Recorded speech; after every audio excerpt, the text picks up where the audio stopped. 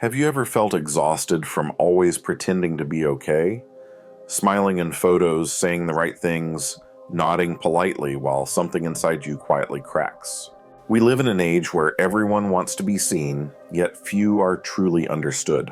Every day we post, share, and narrate our lives as if we're living inside a reality show that never turns off. But the more people watch, the smaller we feel.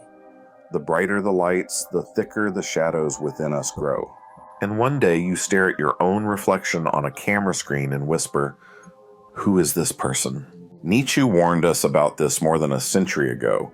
He said that when humanity killed God, it would build countless idols to fill the emptiness left in its soul.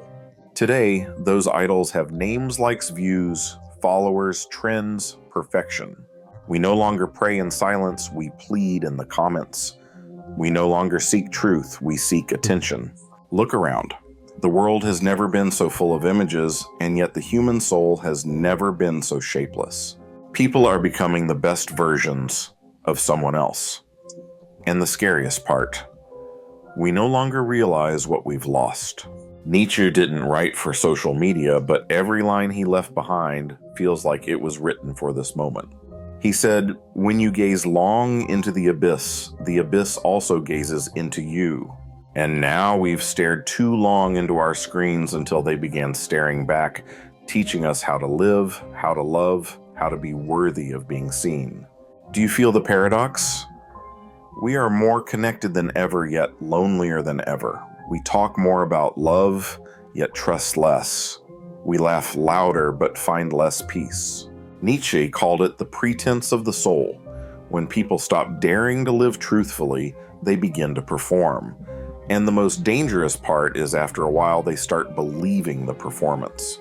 Over 100 years ago, he saw the world we're drowning in today, a world where people no longer know what's real, no longer believe in belief, but only in their own reflection.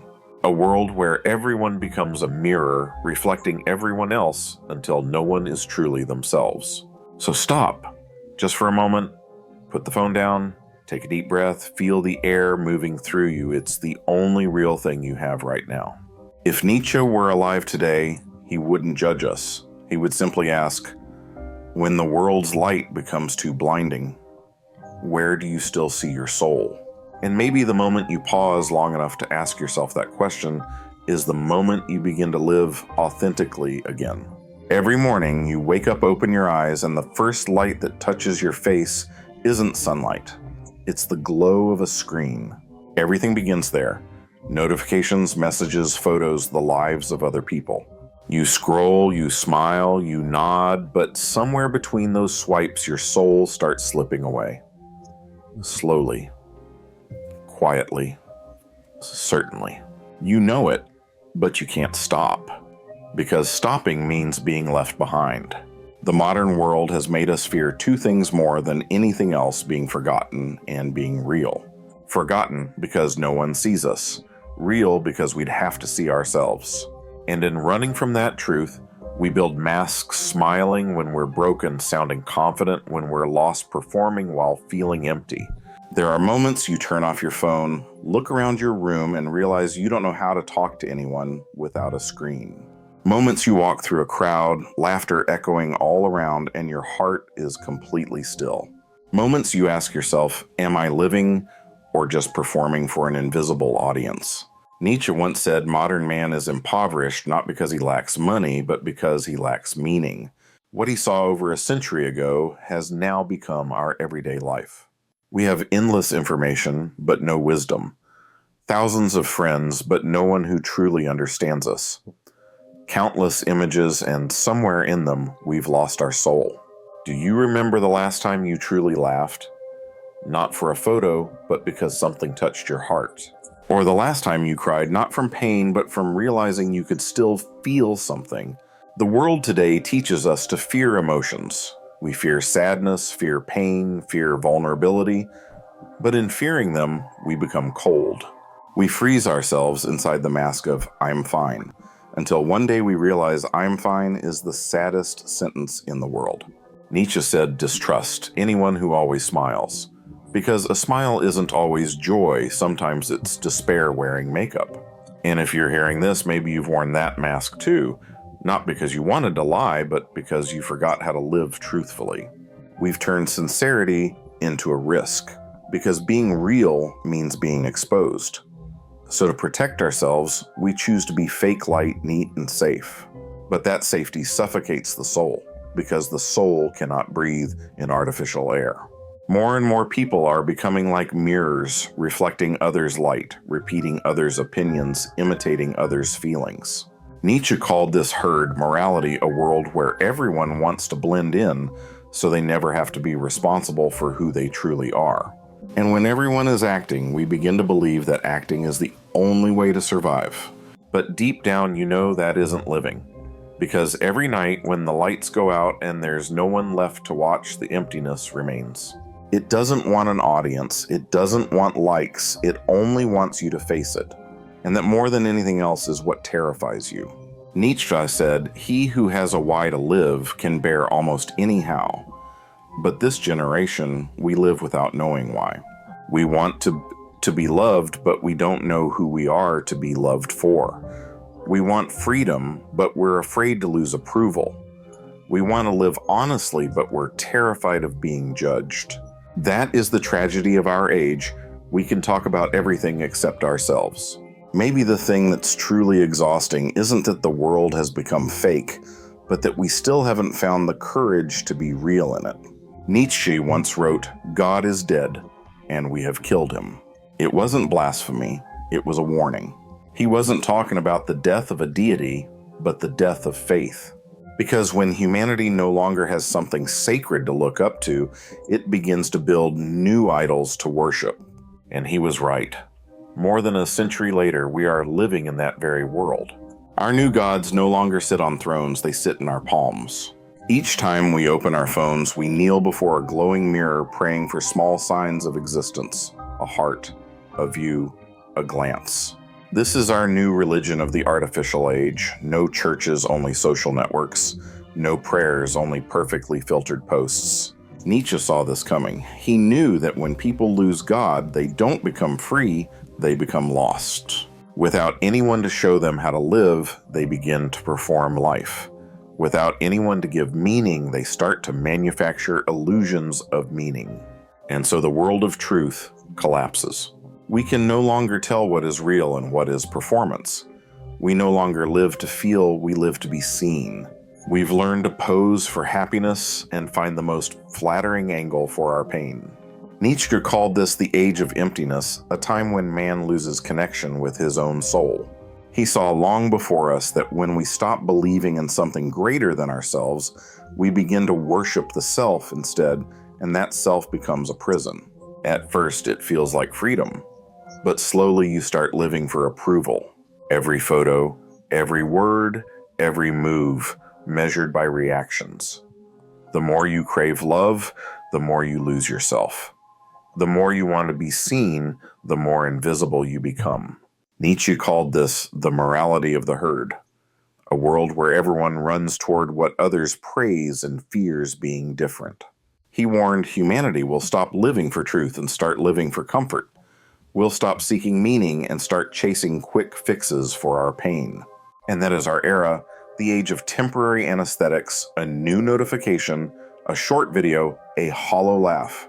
Nietzsche understood when the soul is severed from truth, it must create illusions to survive.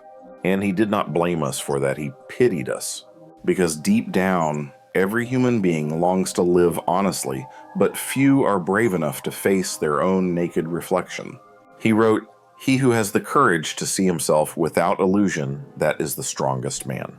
When Nietzsche wrote these words, there were no phones, no social media, no image industry. Yet somehow he already felt the storm coming, a wave that would teach people to simulate happiness through technology and to trade their souls for attention.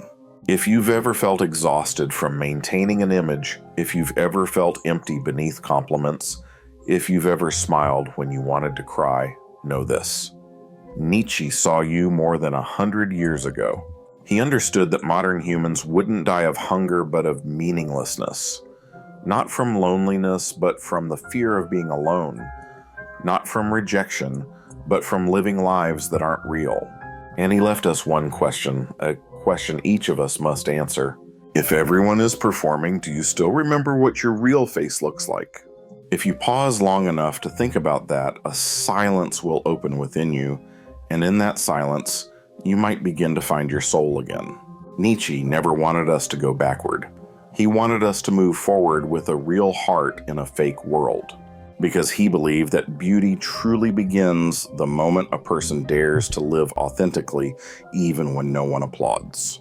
We often think this world forces us to be fake, but Nietzsche would ask the opposite. The world never asked you to pretend, so who made that choice? The truth is, we don't live falsely because we want to deceive. We live falsely because we're afraid that living truthfully might break us. We fear that if we take off the mask, people will leave. We fear that honesty won't be loved, so we choose the easier way to perform. Nietzsche called this the morality of the weak. Not weak in body, but weak in spirit, because we depend too much on the eyes of others. When a person doesn't dare to define themselves, they let the crowd define them. And from that moment, they stop being creators of their world and become products of it. But Nietzsche also said, the moment you know who you are, the world must change to match you. That is the moment you step out of the herd. You no longer need agreement to feel right. You no longer need love to feel worthy. You begin to live as a free being, one who understands that the price of freedom is loneliness, but it's a radiant kind of loneliness. The world may be fake, but your feelings are not. Your fear, your sadness, your longing to be understood, they are all real. They don't need to be judged, they only need to be seen. And the moment you dare to face them, you reclaim your life. Nietzsche never taught rebellion to destroy the world. He taught rebellion to reclaim the soul. Because the falsehood isn't out there, it's inside us in the place where we stopped listening to our own quiet voice. He said, become who you truly are. That isn't advice, it's a call to awakening. Because only when you live truthfully do you touch the highest form of power, the power of freedom. Freedom isn't doing whatever you want. Freedom is daring to be yourself even when it makes others uncomfortable. It's smiling when others stay silent. It's staying silent when the world is loud. It's saying no when the crowd screams yes. And if you've ever been afraid of what it means to live authentically, remember this. A fake world can only exist if everyone agrees to pretend. But the moment one person chooses truth, the illusion begins to crack. To live truthfully, then, is not a small act. It's a revolution, a quiet, powerful uprising in which you take back your soul from the hands of the crowd. Let the world stay noisy. Let others keep performing their roles. You only have one task to return to yourself. There is no role more beautiful than that. And if someone walks away because of your truth, let them. Because truth never needs a crowd to exist. Nietzsche believed that only souls brave enough to live honestly can truly love, create, and be free. And maybe he was right. Because in a world full of illusions, those who live authentically shine without needing any light at all. Take a deep breath, feel the air entering your lungs, no filters, no images, no screens, just air real. The simplest thing, and yet the one we've forgotten the longest. Nietzsche once said, modern man no longer knows how to live, he only knows how to react. Reacting to notifications, reacting to opinions, reacting to the fear of being forgotten. And in all those reactions, we lose the sovereignty of our own soul. But you know what? Even this single moment, as you pause, place your hand over your heart and feel it beating, you are already different. Because this is real. No one can like it, share it, or define it for you. Nietzsche never hated the world. He simply wanted us to look at it clearly and still remain transparent within it. Because falseness only wins when we stop living truthfully. And the moment you return to yourself, the noise outside becomes nothing more than a passing wind. Remember, to live truthfully doesn't mean to say everything. It means never lying to your soul. It means daring to admit when you're weak. Daring to be silent when you're tired. Daring to say, I don't know, in a world where everyone pretends to know everything. And daring to smile genuinely, even when no one is watching. The world will keep spinning in its orbit. People will keep comparing, keep performing, keep painting their masks prettier. But you are different, because now you know. And once you know, you can never go back to being fake. You've tasted truth. It isn't sweet, it isn't easy, but it makes you alive, real, deep, whole. Nietzsche called this the art of living as an awakened soul. Not fighting the world, but existing quietly within it, with open eyes and a warm heart. Let others chase the crowd. Let them wear their masks. You only have one task: don't turn to stone. Because as long as you can still feel, you are still human. And if at times this path feels lonely, remember Nietzsche was lonely too. Those who dare to live truthfully always walk alone at first. But they are the small flames that light up this artificial world. So don't fear loneliness. Don't fear being misunderstood. Don't fear walking alone. As long as you don't betray your soul, you are walking in the right direction. And one day you will realize living truthfully isn't rebellion, it's freedom. It isn't defiance, it's coming home. Nietzsche saw all of this coming, but he never despaired. Because he knew no matter how false the world becomes, there will always be souls brave enough to be real. And they are humanity's last hope. Be one of those souls. Starting today, let every action, every word, every glance come from the truth within you. Live truthfully, because nothing is more beautiful than an honest soul. Live truthfully, because the very moment you dare to be real, you begin to heal the world. And if you ever need one sentence to start again, let it be this: I choose to live truthfully, no matter how fake the world becomes.